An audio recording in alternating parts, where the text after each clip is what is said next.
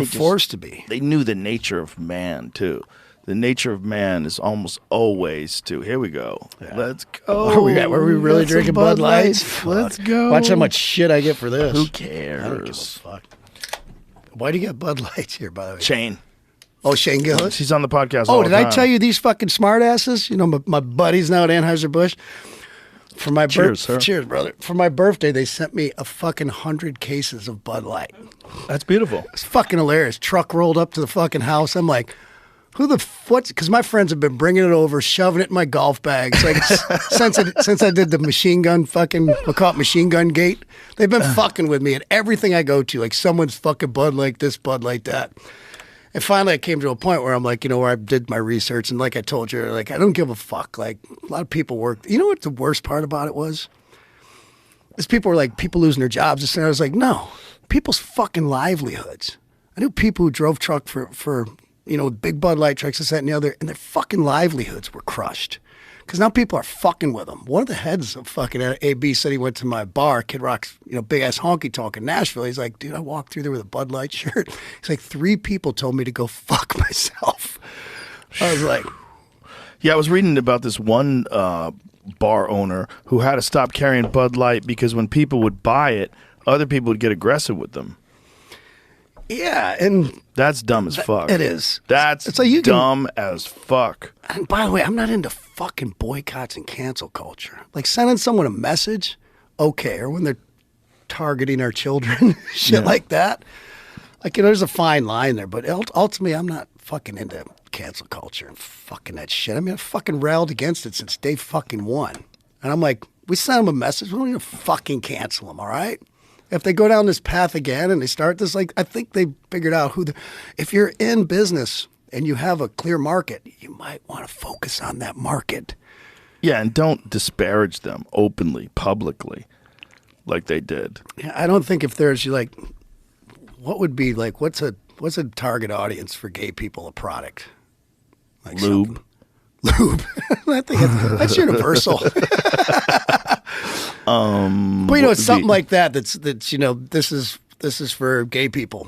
Primarily. I don't think there's then a you thing. Probably don't want to advertise on the outdoor channel. Right. Just Musicals. saying. It's nothing to say it's bad or wrong or fucking right. Right. It's just fucking common sense.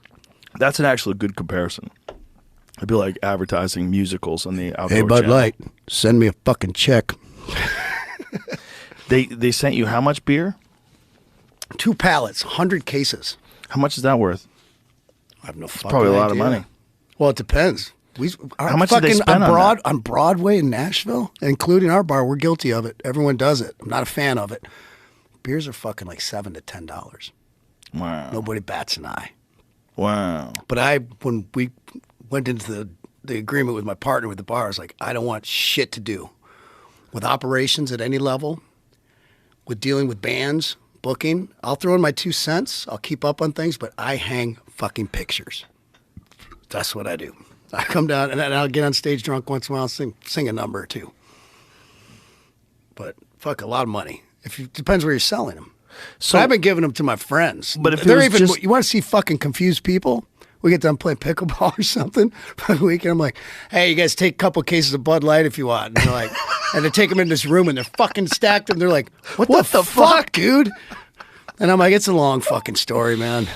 But if you got to think the retail on those, let's just say retail. The retail on those, of beer is what, 15 bucks? Okay, and how many 15 cases? grand? How many cases was 100. it? 100 times 30 grand-ish, 15 to 20, 30 grand, depends. Yeah. They spent a lot of money. Fuck.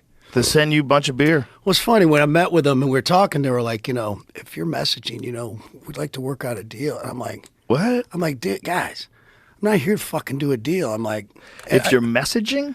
It's kind of like, they were kind of about, like, I was telling them how I felt about everything. Right. First I was telling them, like, hey, here's how you fucked up and here's how people like-minded like me think.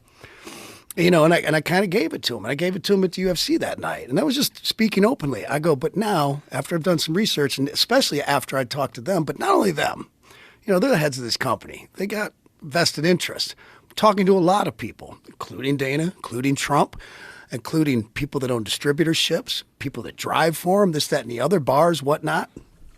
I was like, that's fucking enough. I'm like, I go, but I don't. I go out. I'm not here to do a fucking deal. I go, no one's gonna look fucking terrible.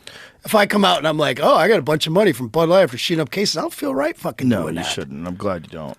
I think, And like I said, there's no amount of money on the face of this fucking earth. Like, I threw out a couple ideas and they're fucking terrified. I can't wait to tell you one day. I don't want to let them out of the box now because they're Okay. fucking genius.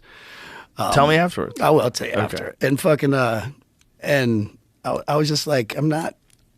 I go, I've made my friends a bunch of money. Gillis, Dana, Peyton. Yeah, that's true. I still haven't gotten thank you cards from those fuckers yet. Well, we made Shane the Bud Light spokesman on Protect Our Parks. We just kept talking it up the entire time. Like, dude, you can bring him back. You can bring him back. Because he'll down 16 of them in a podcast.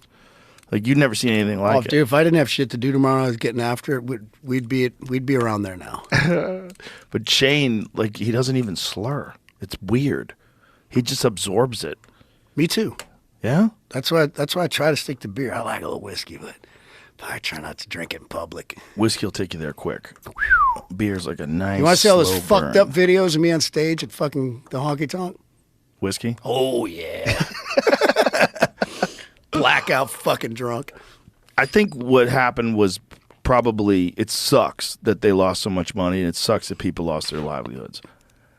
What it did do that's positive, though, is it sent a message like, hey, To every other company. the fuck out of that to shit. a lot of companies it sent a message. Stay the fuck out of that shit because most people don't agree with it. And by the way, stay on fucking brand if you're Yeah. a company. Exactly. For your employees, and I would go in that order, for your fucking employees first. Yeah. Your shareholders, and I know you guys at the top got stock options and shit, but for your fucking employees, you're in fucking business to sell a fucking product. Yeah. You know who your market is.